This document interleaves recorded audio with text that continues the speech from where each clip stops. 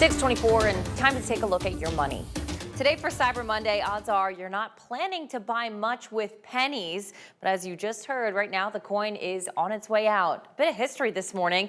The first U.S. penny was struck back in 1793 at the Philadelphia Mint, the birthplace of our nation's first coins. So for the following 232 years, the U.S. penny played a crucial role in the history of America's currency.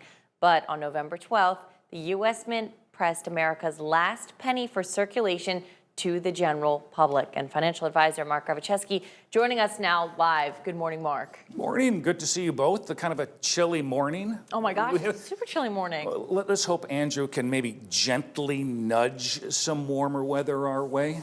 I'm absolutely with you on that one. But, turning back to what we were talking about, Let's talk about the penny. What does this mean for us? I know this is a question that I've gotten a lot, and it's a question I also have.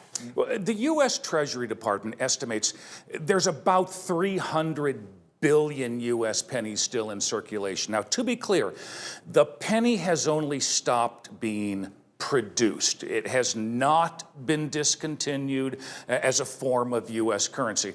It's still legally valid, legal tender, and can still be used at your local checkout counter.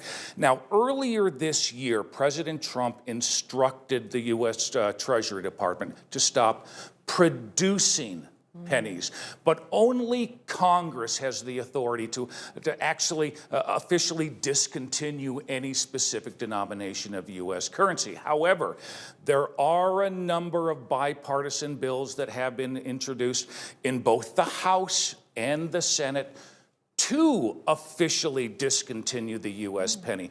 But until that time, the penny, valid, legal tender, can still use it out shopping this season. Interesting. Mark, I know one of the things that we were kind of hearing was the production costs when it comes to pennies. Can you kind of talk about, I guess, what's the rationale and how that played a factor into the pennies? Yeah, one of the biggest challenges when it comes to coins is the cost of metal. Now, some of our nation's first coins, if you think about it, were made of copper and silver. But over the years, those metals were either replaced or diluted with cheaper metals such as tin or zinc. Over the past decade, the cost to produce a single U.S. penny has risen from about 1.4 cents all the way up to 3.7 cents. Last year, the U.S. Mint produced 3.2 billion U.S. pennies. That equates to over $117 million spent last year just producing pennies. But also, cash is being used in fewer and fewer transactions. Last year, cash accounted for just 14% of all consumer purchases. Credit and debit cards, by the way, accounted for 65% of all U.S. Consumer transactions. And finally, let's be honest. In today's world, a penny really doesn't buy you much of anything. No, Just take some space in your car, what is it, cup holder? Yeah, it does. Yeah. It really does. But now that the penny's no longer being produced, so what does that mean for us at checkout lines? Now, remember, even though the penny is no longer being produced, it's still a valid legal form of U.S. currency.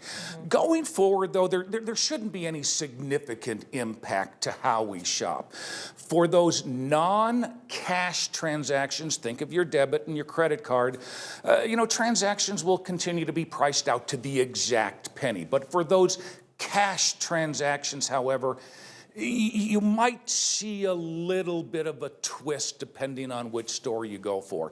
The reason being is there's no current law or regulation by the federal government on how we handle this new environment. So many stores have since adopted what's being called a rounding policy, where that final checkout price will be rounded either higher or lower to the nearest nickel. For example, a final retail checkout price of, let's say, $9.88 would be rounded higher to $9.90. So we would essentially be paying like just 2 cents more at the checkout line. Or sometimes. maybe it's rounded down and you save a Save a couple of pennies. I like the way that sounds. That's when you But- start to go over and you'd be like, do I really want to buy that? Yeah, maybe it's going to make everybody think a little bit more critically, right, when they're Yeah. buying Yeah, something. but that rounding is only for cash Yes, cash, just transactions.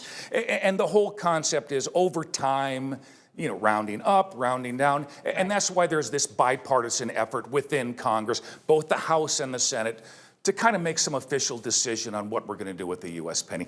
Will it officially be discontinued? And we don't use them anymore. And you know what? I do have one more question about this. I mean, if we're not using the penny anymore, is it worth saving?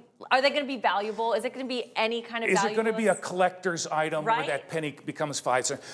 My opinion, probably not, for the sole purpose of, again, there's about 300 billion U.S. pennies still in circulation. So everybody has a bucket full of pennies. Right. And so, those maybe in a water jugs. couple hundred years, maybe they're a little bit more of value, but right now, they're just all over the place. You find them on the street. Yeah, so probably not in our lifetimes it's going to mean anything. Probably but, not. All right. But I like the thought, though. Right? Make a little bit of extra money. Sentimental. That's Tries to exactly hold on to what these I'm things. thinking.